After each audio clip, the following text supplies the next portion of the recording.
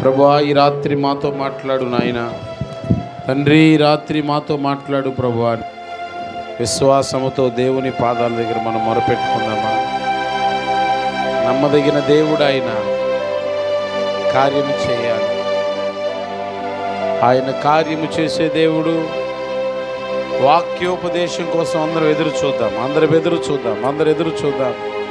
గొప్ప దేవుడు ఆయన. ఒక 5 నిమిషాలు మన హృదయాలను సిద్ధపాటు చేసుకుందాం. ఒక 5 నిమిషాలు సిద్ధపాటు చేసుకుందాం. హల్లెలూయా, హల్లెలూయా, హల్లెలూయా, హల్లెలూయా, హల్లెలూయా, హల్లెలూయా, హల్లెలూయా. పర్వతములు తొలగినను, మెట్టలు తత్తరిల్లినా, పర్వతములు తొలగినను, మెట్టలు తత్తరిల్లినా, నా కృప నిన్ను వీడదని అభయమిచ్చితివే, నా కృప నిన్ను వీడదని అభయమిచ్చితివే.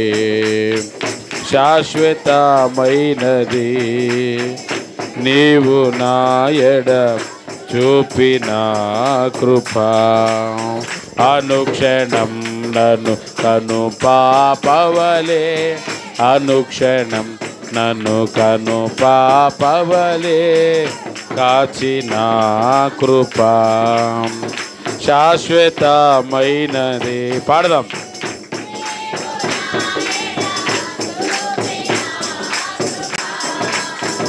నీకు బహుదూరమైన నన్ను చేరదీసిన నా తండ్రివే, నీకు బహుదూరమైన నన్ను చేరదీసిన నా తండ్రివే, నిత్య సుఖ శాంతియే నాకు నీదు కౌగిలిలో, నిత్య సుఖ శాంతియే నాకు నీదు కౌగిలిలో. తల్లి తన బిడ్డలను మరచిన నేను మరువాలేనంటివే. ఆమె తల్లి తన బిడ్డలను మరచిన నేను మరువాలేనంటివే, నీదు ముఖ కాంతియే నన్ను ఆదరించెనులే. చప్పలు కొడదాం. నీదు ముఖ కాంతియే ఆదరించెనులే. యేసయ్యా, యేసయ్యా, యేసయ్యా, యేసయ్యా, యేసయ్యా, యేసయ్యా, యేసయ్యా, యేసయ్యా, యేసయ్యా, యేసయ్యా, యేసయ్యా, యేసయ్యా. మరణ ఛాయలో మెరిసిన నీ ప్రేమ, నలిగిన బ్రతుకున కురిసిన నీ కృప, మరణ ఛాయలో మెరిసిన నీ ప్రేమ, నలిగిన బ్రతుకున కురిసిన నీ కృప, నన్ను బ్రతికి నిన్నే గణామే,